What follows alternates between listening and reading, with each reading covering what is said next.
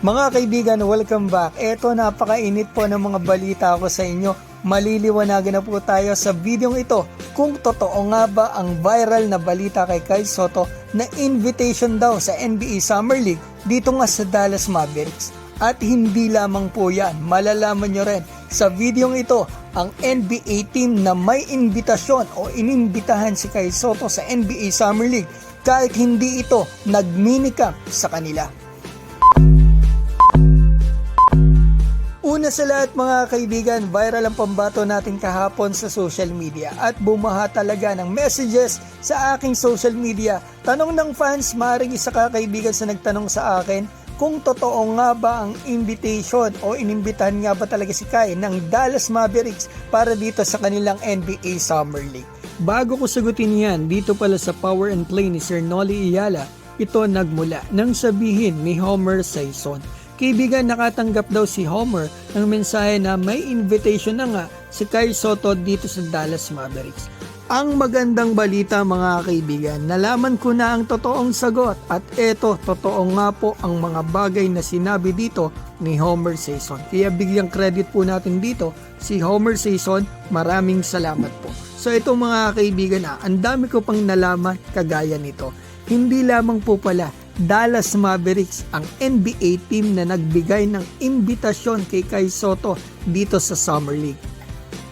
Bago ko sabihin kung anong team yon mga kaibigan, gusto ko ring malaman po ninyo na kailangan po daw talagang tapusin ni Kai Sotto ang minicamp niya dito sa New York Knicks dahil sabi sa akin ng source, gustong gusto daw talaga si Kai Sotto ng New York Knicks na makita dito sa minicamp nila.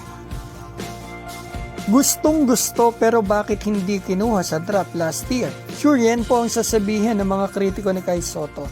Ito mga kaibigan last year nag-workout nga naman si Kai sa Knicks pero hindi siya nakuha sa NBA draft. Ano nga ba ang sumunod na mga nangyari after nun? Diba October 2022 nakita ng Knicks at lahat talaga ng fans ng basketball kung paano maglaro ang Adelaide 36ers at si Kai Sotto sa game na yun. Especially sila mga kaibigan, sigurado tinignan nila si Kai dahil nag-workout ito sa kanila, gusto nila makita yung development nito at mga kaibigan after nyan 2023 nagpunta mismo ang GM ng Knicks kasama pa ang scout doon sa NBL kung saan magandang pinakita ni Kai Sotto. At yan ang mga nakikita kong dahilan kung bakit sa ngayon ay gustong gusto talaga ng Knicks na makita si Kai Sotto sa kanilang training camp.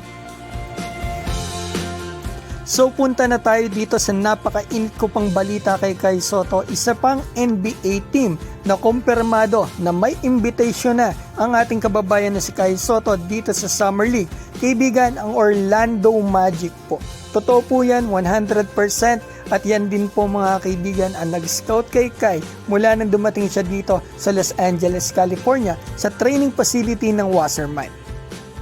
Wala pong minicamp si Kai Sotto dito sa Orlando Magic pero inimbitahan po nila si Kai Sotto na maglaro sa kanila sa NBA Summer League. Siguro mga kaibigan walang minicamp dito si Kai Sotto dahil dalawa lang ang allowed na minicamp per player. Sabi nga po yan ni Ronson doon sa panayam niya mga kaibigan sa Playwright TV ni Dadin Kinito Henson. At sinabi pa niya maswerte raw ang pambato natin kasi 3 minicamps niya dahil iba daw po ang situation ni Kai Sotto. Ngayon at least may idea na po tayo na hindi pa man tapos or ongoing pa lang ang next workout o minicamp ni Kai Sotto ay meron na siyang 2 invitation. Dito nga yan sa Dallas at Orlando Magic.